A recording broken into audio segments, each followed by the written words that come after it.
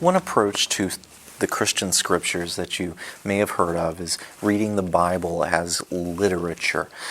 What is meant by that? First, it's not treating the Bible merely as literature, merely as a thing that a human being wrote.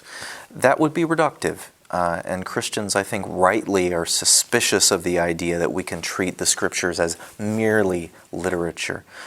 But at the same time, it's equally reductive to see them not as literature, to treat them as something other than a thing that human wrote. There are still human authors, and not only are there human authors, there are good human authors. That's what reading the Bible as literature takes seriously. The role of the human wordsmith in creating a writing that's not only giving us true things to say about God and the world and humanity, but also doing it in excellent ways. The Psalms are not merely true, they're also beautiful, and in the beauty of a particular language, Hebrew, expressed through the poetic skill of particular poets, King David, Asaph, the sons of Korah, just some of the named ones.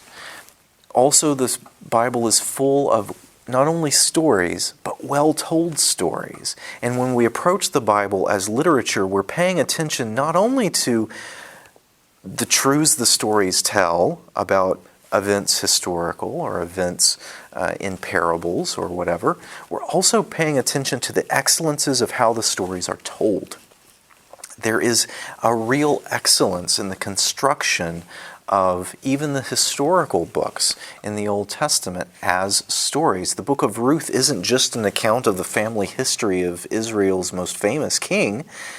It's also a beautiful love story that's well told, with subtle characterization, with a plot that combines intricately, bringing small details in the beginning to a climactic and dramatic conclusion that ends up changing the course of God's people's history forever.